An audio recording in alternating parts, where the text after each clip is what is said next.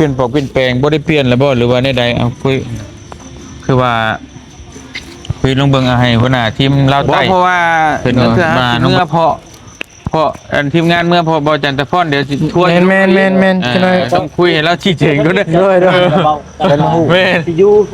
ว้าวจบเจือได้สิ่งที่ข่อยถามนี่มานี่มานี่ข่อยจะเอาเข้าให้ผู้รับชอบนี่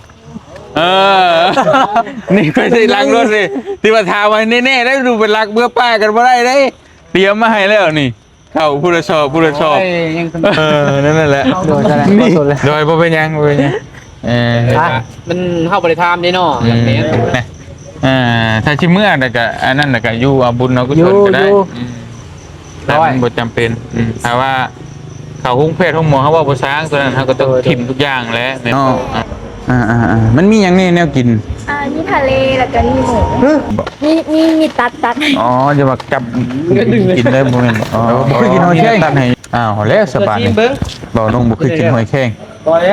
อย่าไปตัวเพิ่นจุ่มจึ๊บแล้วขึ้นมาปั๊บเลยนะเคยดีอ่ะนี่นะครับเด็ดบ่เหลือเด้อกันเด้อเด้อนี่เอาโดยไอ้มาโดยเอาเฮ็ดได้เบิ่งนี่ปิ้งให้นี่โอ้ขอบใจอย่าลืมตามมาที่ห้านอพรสินดาดโดย FC บ่าวเตียงทองนมสไลด์ไปอ่ะ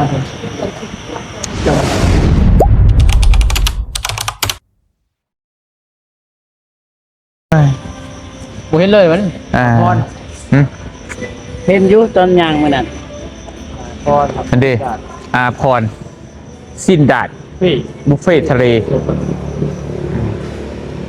อันนี้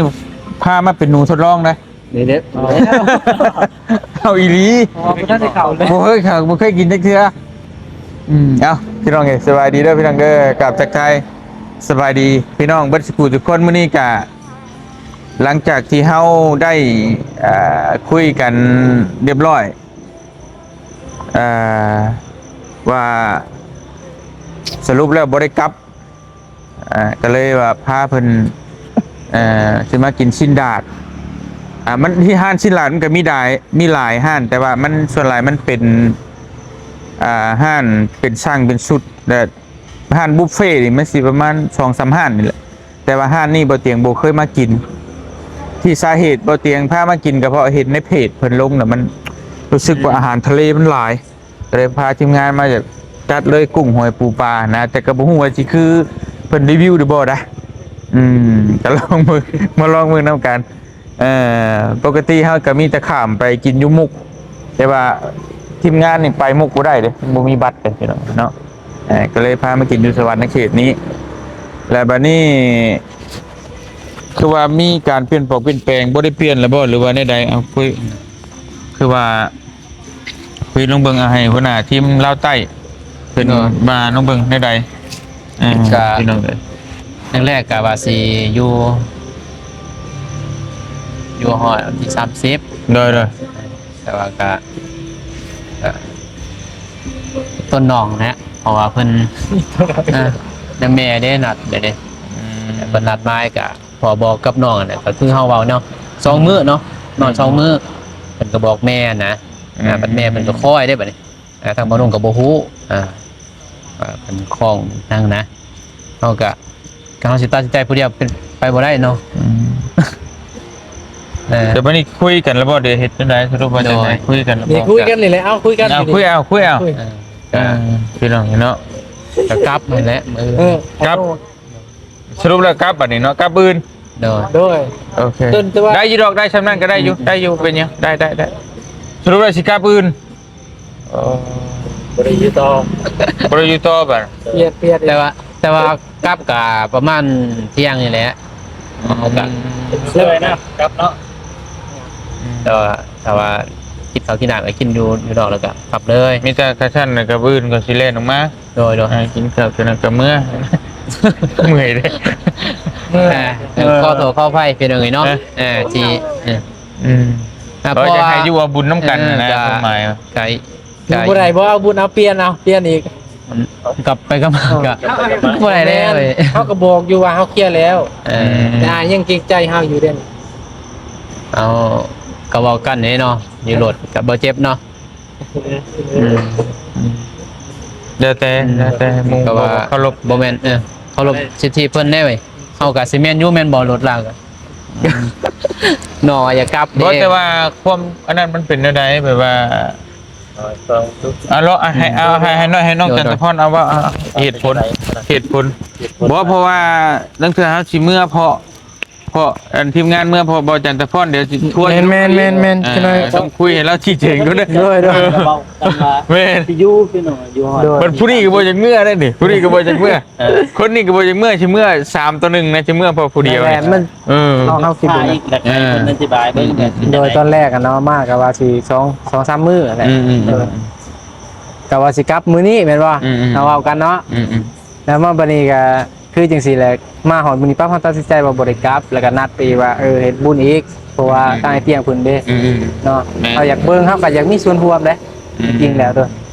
มาบัดนี้ก็เฮาก็เลยบอกแม่อธิบายแล้วเรียบร้อยอันเพิ่นว่าเลื่อนก็ได้เฮาสิเฮ็ดบุญคือกันซะเพิ่นว่า เมื่อเฮ็ดหยังความหมาย จุดประสงค์หันเมื่อเบิ่งท้ายให้ท้ายหน้านั่นแหละ โอ้ให้ไทน่าซื่อๆนี่ แม่ อ๋อ แล้ววันนี้เฮาก็เลยว่าเปลี่ยนได้บ่เปลี่ยนเป็นมือใหม่ซะ บ่ได้เจ็บบ่ได้ป่วยติ บ่แต่ว่าช่วงหล้างหันก็ป่วยหั่นแหละเพิ่นว่าเพิ่นเมื่อยเพิ่นส่งยาเฮาก็เป็นห่วงแน่เลยมาบัดนี้อีกอย่างแฟนเราก็มาแล้วเฮาคุยกัน อ๋อ เมื่อกี้ ผัวเรามาแล้วอ๋อ ผัวมาแต่ชายแดนผัวเป็นทหารตอนแรกหันแม่นอยู่ แต่ ผู้ ก่ เดี อน ยว ตะกี้เราอยู่ผู้เดียว อยู่ผู้เดียวตลอด ตอนนี้แฟนหรือว่าผัวก็ได้ผัวเรามาแล้วแม่ แล้วสรุปแบบได้บ่น้องสรุปเลย แล้ววันนี้ก็เฮานี่สบายแล้วสว่างแล้ว บ่เมื่อก็ได้ บ่เมื่อก็ได้บ่มีในห่วงเลยเด้เลยคุยกันเรียบร้อยแล้วตกลง ปรงใจกันเรียบร้อย แล้ววันนี้เฮาเว้านี่อายแล้ว ครั้งนี้บ่คักใจ บ่คักใจ โอ แหละ เค แต่สิว่าจังไดเอาวันนี้มันสว่างแล้วตัวชุดทางเฮาอ่ะนะ อ๋อมันคล้ายๆว่ามันบ่ได้จำเป็นเนาะเขาพังว่านี่บ่ได้จำเป็นปานใด โดย คือแบบว่าเห็นเมื่อไทยให้ไทยหน้าเฮ็ดเวียกเฮ็ดงานเนี่ยนะพี่น้องเอ้ยประมาณนั้นบ่ถึงกับว่าเจ็บป่วยไปห้องหมอห้องหยังบ่ปานนั้น หรือ นะ ว่าจ้างนัดเขามาดำมื้อนั้นมื้อนี้แหละจ้างเขาประมาณนี้แหละ แต่ว่าเลื่อนได้เราว่าได้วันที่3 จบคุยแล้ว ดับหน้าวันที่3เอาจะได้ป่ะนี่ ยังบ่คักใจอยู่บ่โดย เบิ่งตัวเฮ็ดก็เฮ็ดได้เลยเนาะแล้วแต่ว่าจันว่า หรือว่า อันนี้คอยบ่ห้าม โดย แล้วก็บ่ห้ามแล้วก็บ่ออกคอความคิดเห็นแต่ว่าใจนั่นอยากให้อยู่เนาะก็คือฮู้อยู่แล้วว่าอยากให้อยู่เพราะบ่แรงบื้นน่ะเข้าพรรษาแล้วก็สิมีเวียนเทียนบื้นนี่ถ้าตื่นไวนี่นับตั้งแต่บื้นเช้าเลยนะต้องใส่บาตรตักบาตรตอนแรกก็เวียนเทียน ตื่นมามื้ออื่นต่อมาอีกก็แม่นไปถวายกุฏิขึ้นยาวเลยนะแต่บ่ฮู้ว่าเจ้าสิไหวซำใดหรือจังใดบ่ฮู้แต่ว่าก็เบิ่งตัวจริง คือช่วงบุญเลยนะช่วงนี้ 29 แม่น เนาะ แต่มื้อวันที่30น่ะทายกุฏิแล้วก่อนเที่ยง 30ก่อนเที่ยง แม่นต้องก่อนฉันเพลถวายแล้วหันจากเมื่อตอนจังโมงก็ได้มื้อวันที่30 นั่นแหละ อันนี้แล้วแต่คุยกันเบิ่ง บ่ต้องห่วงเรื่องเฮาแหละเป็นหรือว่าย้อนแนวอื่นบ่ ถ้าเหตุผลอื่นก็อันนี้คือบ่าวจันทพรเคลียร์แล้ว เคลียร์แล้ว เรามีปัญหาโยนมาทั้งเจ้าบัดนี้เจ้ามีเหตุผลอื่นบ่ที่อยากเมื่อ แต่อย่างเมื่อเราก็บ่คัดมีหยังเช่นนั้นแล้วแต่ฉะนั้น เฮาก็คือเฮาเว้ากันนั่นแหละบ่มีหยัง มันมีหยัง แต่ว่าทั้งน้องเพิ่นว่าเป็นนั้นเฮาก็เพราะว่าบ่อยู่คนแนวบ่อยู่คนเดียวเฮาก็คิดได้แม่นบ่ เลยเว้าแล้วก็เพิ่นก็เฮ็ดได้ก็มื้อเพิ่นบอกแต่สิถามแม่เบิ่งแต่ว่าแม่เพิ่นบ่ตอบพุ่นล่ะตอนนี้แต่ว่ามันก็ถามว่าเนี่ยก็เพิ่นว่ายังบ่เดี๋ยวแม่แหละนี่เฮาก็สิเฮ็ดไปบุญเฮ็ดนะเฮ็ดบุญเนาะเฮาก็เอาสิได้บุญจะสิบาปนะไอ้ต้นเพิ่นน่ะได้แม่นบ่ไอ้แม่เพิ่นได้คล้องบัดนี้ถ้าเพิ่นว่าก็แม่บ่สบายแน่แล้วว่า ก็ถ้าว่าน้องเพิ่นว่าอยู่ก็อยู่นั่นแหละ เฮาใจเฮามันโล่งย้อนฮู้ว่าผัวเรามา เอา โอเค ฮู้เด้เฮาถามตอนนั้นเพิ่นว่าอยู่คนเดียวนะ สรุปอายุเนาะ แล้วก็แซดมาสุดทางแหละจังได้มาฮู้ ว้าวจบเจือได้สิ่งที่ข่อยถามนี่มานี่มานี่ข่อยว่าที่อันนั้นให้เจ้าตั้งแต่อยู่ธาตุโพนพุ่นนี่ข่อยจะเอาเข้าให้ผู้รับชอบนี่นี่ข่อยสิล้างรถเลยที่ว่าถามไว้แน่ๆได้ดูเป็นรักเมื่อป้ากันบ่ได้เด้เตรียมมาให้แล้วนี่เข้าผู้รับชอบ โอ้ยยังสนุกเราก็มี นี่ เนาะบ่ได้ฮู้ได้ทุกที โหกะยะแต่นี่เตรียมมาให้แล้วนี่คือว่าสิเอาตอนที่จากล่ากันคักนี่แหละที่ยกขึ้นรถแล้วก็ผู้ละชอบคือว่าแบบว่าน้องเพิ่นนี่ก็แต่ละคนนี่ก็เนาะแบบลงไปดาวใต้หยังก็ต้อนรับเป็นอย่างดีตลอดมานะนี่ก็บ่ได้เฮ็ดหน้าเฮาก็บ่มีหยังฝากต้อนก็นี่แต่สิเอาเข้าให้ฝากผู้ละสอบเมื่อฝากเมฝากครอบฝากครัว พอไอ้เพิ่นเราก็จบจืด เอาว่าจบเจือไอ้พวกบ่แม่นว่าอันนั้นน่ะคักแน่เมื่อป้ากันในแต้วได้นี่เจ็ดได้นี่ห่อไว้ข้างในยันฝนตกนี่เรียบร้อยเพิ่นขึ้นมาเอาเมื่อมื้อนี้ไม่ได้ว่ามื้อนี้สิให้ ก็เลยหลังจากไปไหว้พระธาตุโพนแล้วนี่ก่อนสิจากลากันนี่มอบให้นายกขึ้นเมื่อเลยไดยันแล้วก็สิบ่นั่นนี่ยันเรานักน่ะก็สิบ่ให้เลยยันรถเรานักได้ข่าวมาจบเจือนี่นะพี่น้องนี่เข่า4 สอบ4 กระสอบนี่ เพิ่นเสื้อผ้าครับ โอ้ 4 กระสอบผู้ละสอบ โห ดีแล้วเขาคือกัน ฮะเอามีกะน้ำใจได้ค่ะเฮ็ดได้มีแนวฝากเนาะเอาของมาอ้าวก็คือนี่แหละหมู่ครูเฮาไปดินไปเยี่ยมไปยามกะเนาะพี่น้อง คุณจำมันง่ายมากๆ แม่จักมายังคนฝากนะเฮาบัดมาทางนี้มันสวรรค์เขตบ่มีแต่บางไม้บักตอกมีแต่เขานี่แหละเฮ็ดนา มาอยู่ประเทศ แม่ก็นี่แล้วแค่ถึงถามเอาจุกเชือได้บรักมือป้ากันได้ได้กันเกเขาก็ไปก็มาว่ายุโรปเป็นคนยศว่ะบ่ได้ฮู้ได้ คือสีเงื้องว่ะนะพี่น้องนั่นแหละแต่เฮากับท่านได้บอกนะครับท่านได้บอกทีมงานนะว่าสิเซอร์ไพรส์ประเดี๋ยวว่าอ้าวนี่ฝากเมื่อฮอดเทือนฮอดซ่านฮอดพ่อฮอดแม่ฝากพ่อฝากแม่พอได้กินเนาะนี่แหละบ่ได้เฮ็ดให้เฮ็ดนาเด้เฮาก็บ่มีหยังตอบแทนที่ว่าน้องเพิ่นก็เห็นแล้วต้อนรับเป็นอย่างดีเฮาลงไปลาวใต้หยังก็เพิ่นก็ต้อนรับพี่น้องไปดูแลเบิ่งแย่งสวนซอยหยังทุกสิ่งทุกอย่างนั่นแหละเนาะเฮาก็เนี่ยช่วงเวลาที่เพิ่นมาเยี่ยมมายามเฮาก็บ่มีหยังที่จะเอาให้แล้วก็นี่แหละสิพามากินข้าวกินน้ำแล้วก็ปัดก่อนสิมื้อแล้วไปเฮ็ดอะไรกันจังมากันได้เกือบได้เจ้าคอยเมื่อหน่วยเมื่อกินนี่ก็บ่ไหวสิโอ้คอยเครียดดอกขอยบ่ลงลาวใต้จักเทื่อรถแท้เมื่อปะบอกก็ไปก็มานี่แล้วคนสิคอยถามคักเอาคักได้นี่ไปแก้เข้าไปลูกมาอยู่ เฮาก็ห้วยมันก็บ่ยาวนะคือว่าเนาะเฮาก็คือว่ามัวง่ายๆเฮาก็ปรับได้เลยบ่ยาวเพราะว่าคอยคิดว่ามัน เฮาก็ลอย มันต้องนี่อะไรในนั่นนะเพราะว่าคำใดคำนั้นเขาก็เตรียมไว้นี่นะแต่ว่าคือบ่เจ็บโอ้แล้วก็นั่นแหละเอามีแต่นั่นแล้วจ้ะ ตามนั่นแหละมืดเลยเด้แต่บ่มีหยังแล้วก็ไปกินไปกินข้าวกินน้ำ สรุปยังบ่ทันสรุปเด้อฮะ สรุปไหม สรุป อยู่หรือสิไป สรุปไหมสรุปไหม จันทพรแล้วสรุป ด้วยทางจันทพร เปลี่ยนแผนกับเวนเฮาดิแม่นบ่เฮาก็บ่ได้เปลี่ยน เอาตัวเขาเปลี่ยนหันแม่นมือนี้เฮาสิ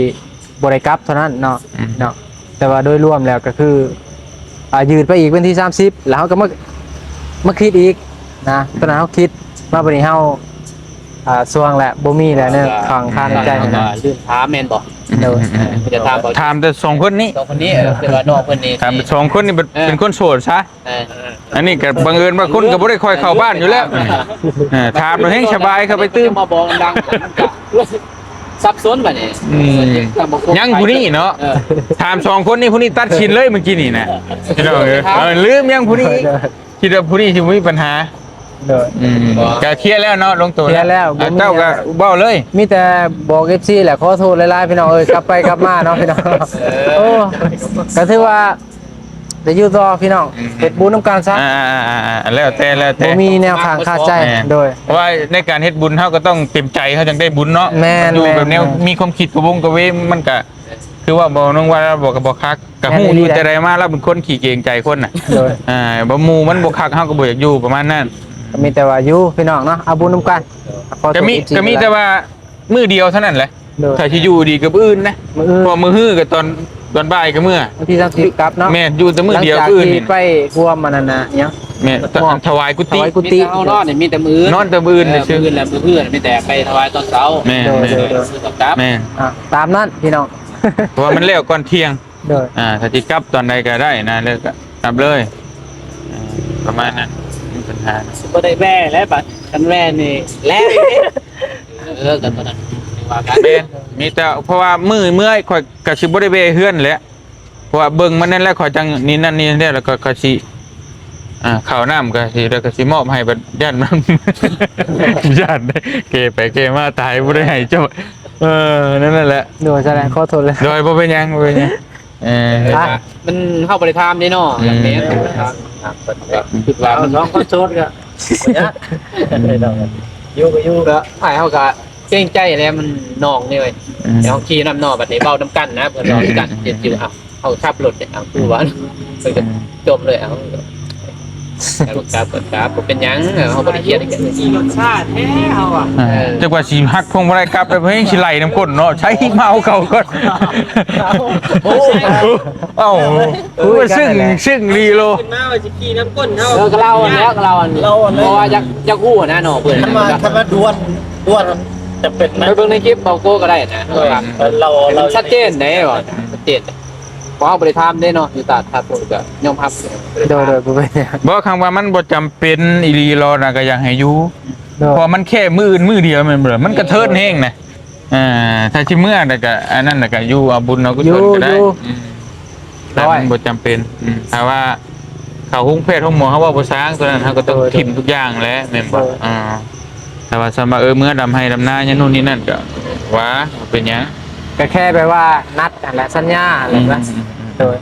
นัดหมาย เอาได้ว่าบอกเพิ่นเนาะ โดย ไปซาไปกินข้าวกินน้ำกินข้าวพี่น้องเอ้ยลองเบิ่งไปกินชิ้นดาดห้านี่ลองเบิ่งบ่เตียงก็บ่เคยมากินจักเทื่อเนาะพี่น้องเอ้ยไปกูไปกินไปสบายดีเด้อขอโทษเลิกซ่าหน่อยหนึง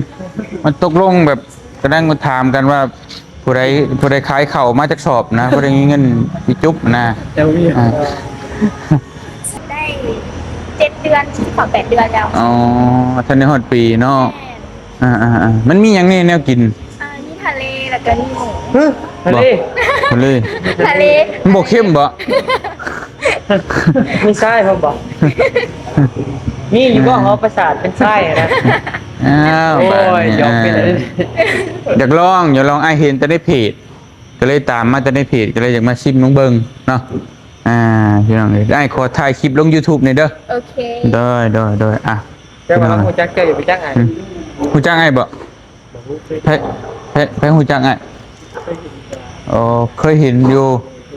ไสใน TikTok อ๋อโอเค จักมีบอกยายสิให้เขา ใช้ให้ไอ้ายนั่งตัวใดตะวันต่อไปให้เด้มาพี่น้องเลย เอาหาคุณพี่โน่ป่ะ ใส่ได้ป่ะนี่นี่เด้อพี่น้องเลยกระแรมมีกระแรมพร้อมไปปิดย่อยใส่แนวกินมาเบิ่งดูโอ้นี่เด้พี่น้องเลยมาเบิ่งโอ้ลองเบิ่งมีครบเนาะนมแล้วก็อีหยังต่างๆมีหอยมีหยังทะเลพี่เด้ทะเล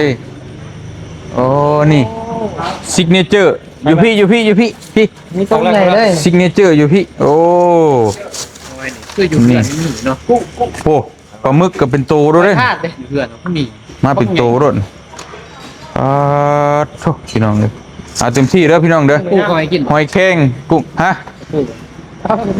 เบิดเลย ทุกอย่างนั่นแหละ กินได้ แต่ห้ามห่อจนเจ้ากินเบิด ตัวเดียวว่า หืมมีกุ้งพร้อมโอ้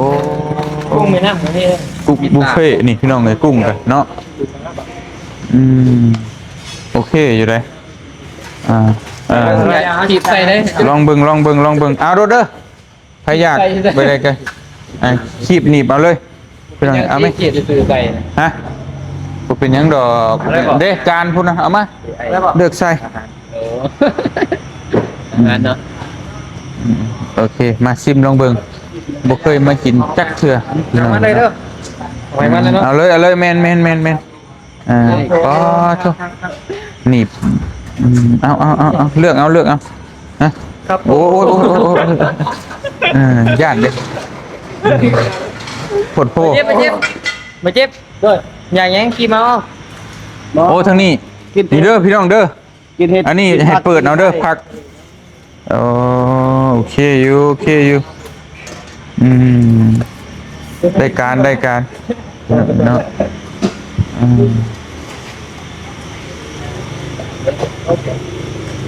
เสิร์ฟแน่หน่อยนึง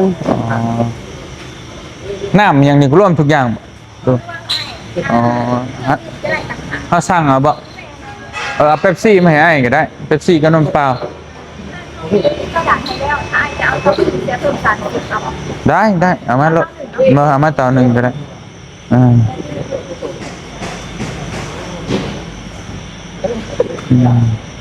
ฮะใช่จักเลย ว่ากินอันนี้ อัน มันลูกสาวสวยผมลง อันก็ต้องทำห้านคือ ดึงไปนี่เลยป่ะ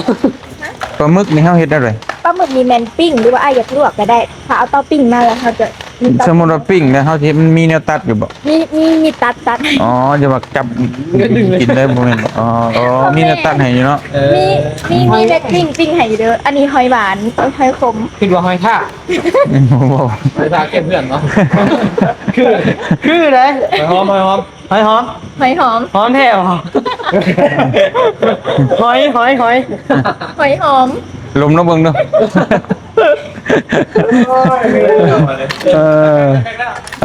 ได้เลือกน้องนิ้วนี่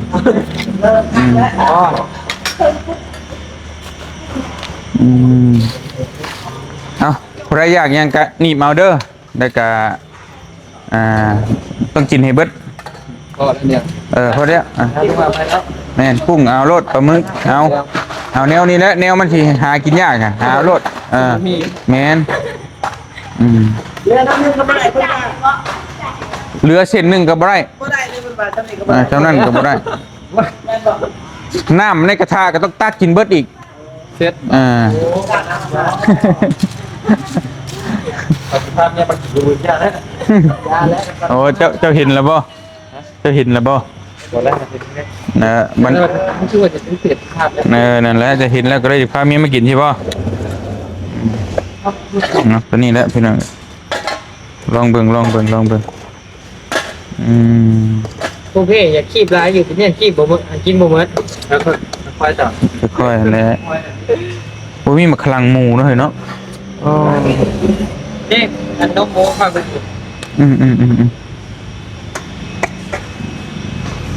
ไม่มีมะขลังหมู ไปยังไปแข้ง ไปแช่งของแพงนะบอกน้อง ยังไงจะยังแล้ว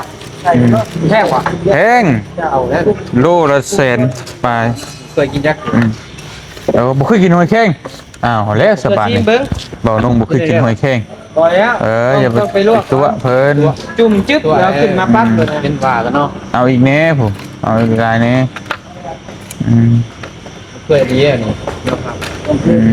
อุ้ย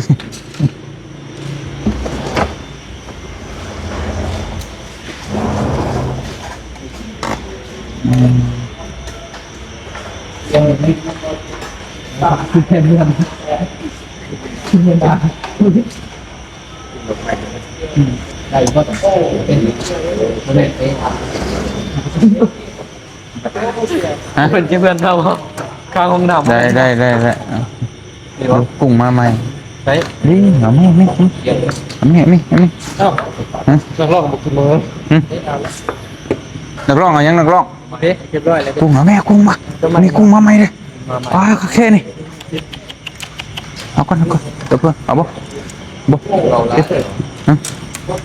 เดี๋ยวถัดเอาดูนะฮะเอา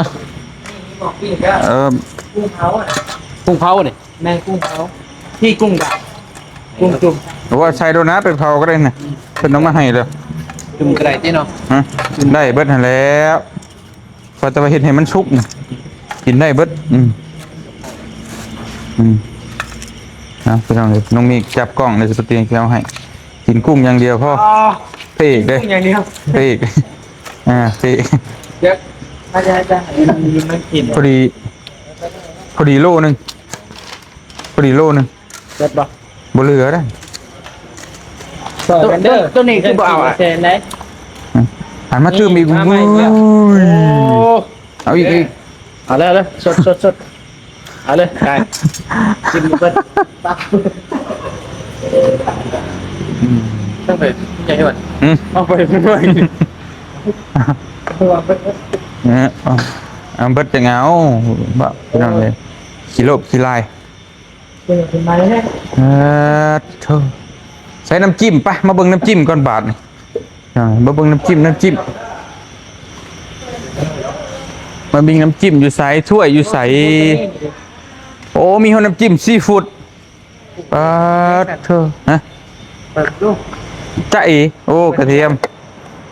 โอ้หมักพริกมาช่วยอยู่พุ่นบ่แกช่วยกันเด้อ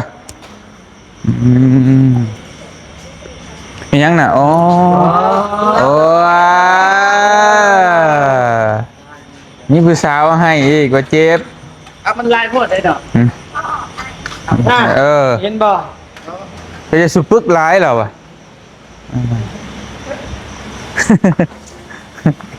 มาลองเบิ่งโอ้มีส้มตำพร้อมโอ้พี่น้องเลย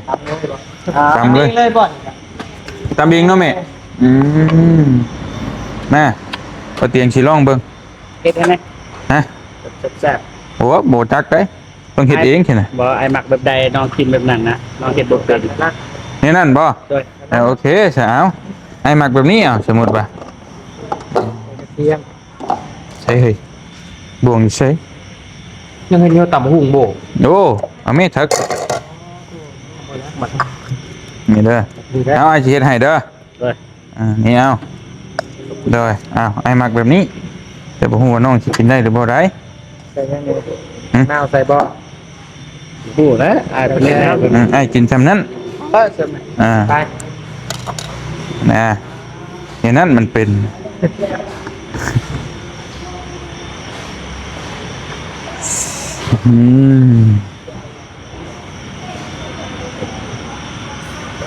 โอ้หยุดปีตัวนั้นจึกลองเบิกแซ่บถึงใจแซ่บจักบ่ลองเบิ่งแหละใส่เอาปิ้งกุ้งให้อีกปอโตเฮ้ย ง่ายได้หนิเพราะเป็นกลุ่มดองนี่ โอ้ปิ้งโดด ปีก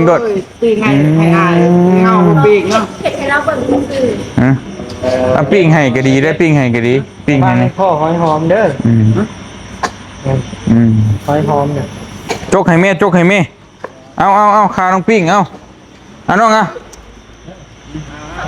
โดยเอาเฮ็ดให้เบิ่งนี่ปิ้งให้นี่โอ้ขอบใจ ๆเดี๋ยวเราไปลวกไข่อันนี้ส่วนลวกอยู่ ไปลวกให้พร้อมโอ้คักไปลวกฉันไปลวกไปตั้ง จน FC อ่านมานะ น้องก็บอกเลยฮะอยากให้ FC ตามมาอยู่ห้านอยู่ไส อย่าลืมตามมาที่หันเอาพรสินดาดโดย FC บ่าวเตียงทอง เบอ หันเอาพรสินดาดอยู่สี่แยกดอนหอนครไกรสอนบ้านนาเหล่าแขวงสอนนาเขต ชาเพิ่นมาหลายมีโปรโมชั่นอยู่บ่ FC ตามมาหลาย ค่ะมีหลายสิบอกให้หัวหน้าจัดโปร โอเค จัดโปรไปเลยคนหนึ่งเท่าไหร่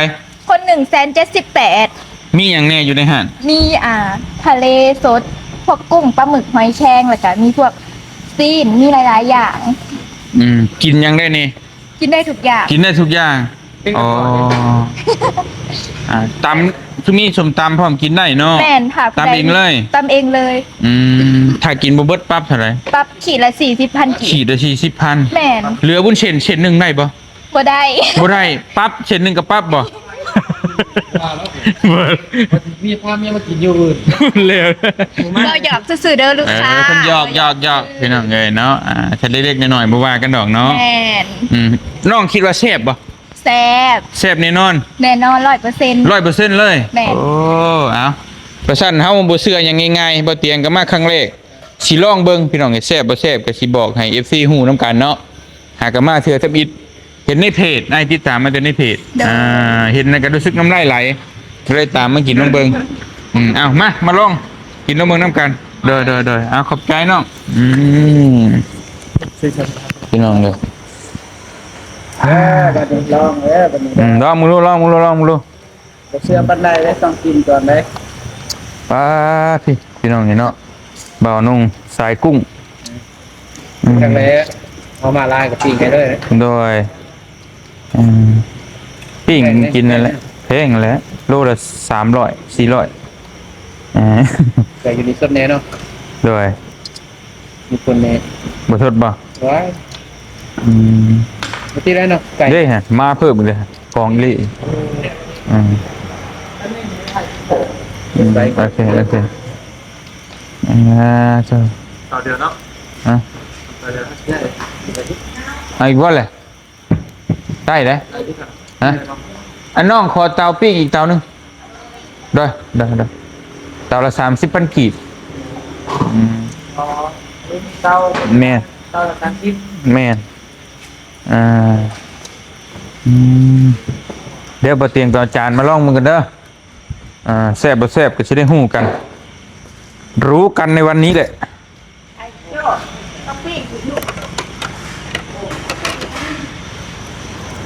โอ้มีคนกิน ฮะมาพี่น้องเอ้ยบ่มีคนกินเบิ่งอ้ายสิซิมลองเบิ่งมาซิมให้ FC เบิ่งกันเด้อพี่น้องเด้อ ว่ามึงหอยก่อนก่อน ลองหอยหอมแท้บ่ติ โอ้บ่หอยแข็งไง ไม่แข็งบ่เบิ่นแห้ง หอย นะ แข็ง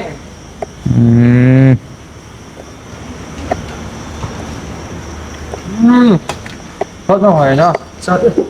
ใช้หอยหอมไปเอาออกมาบ่ มาเอาใหม่เลย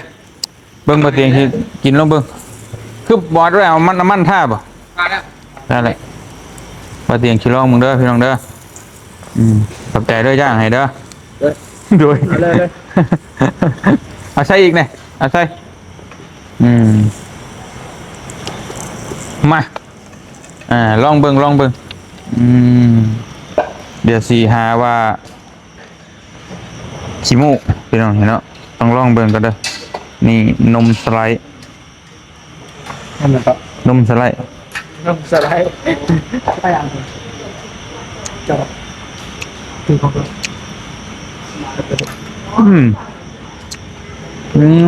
ไอ้คำซองก่อนคำซองโอ้โหรสชาติเลย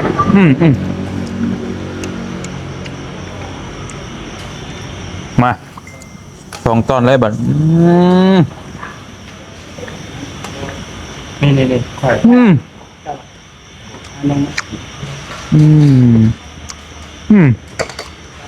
ยังบอกโอ้ยักษ์เอาใหม่ดูเอาโกพายไปใช้บอกโก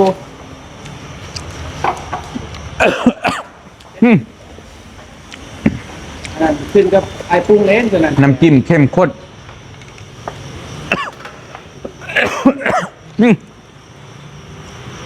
ว้า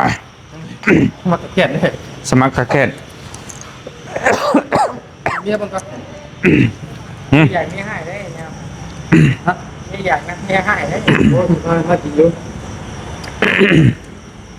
อืมพี่น้องไงเบิ่งเด้อชิมให้ FC ผมกันเท่าคัก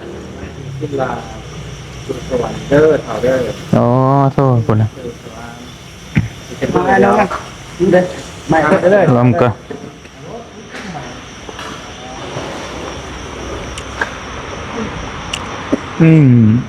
ครับอืม ลวกเป็นไง มีบริการลวกกุ้งให้ฟรีบ่เนาะลวกให้ฟรีเนาะโอ้ขอบใจลวกกุ้งกับปลาหมึก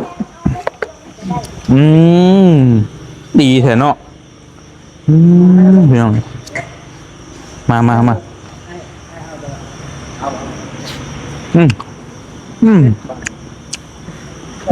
ได้เล็กเรื่องไงแล้วก็มาจาน มาคำนี้พ่อ1 2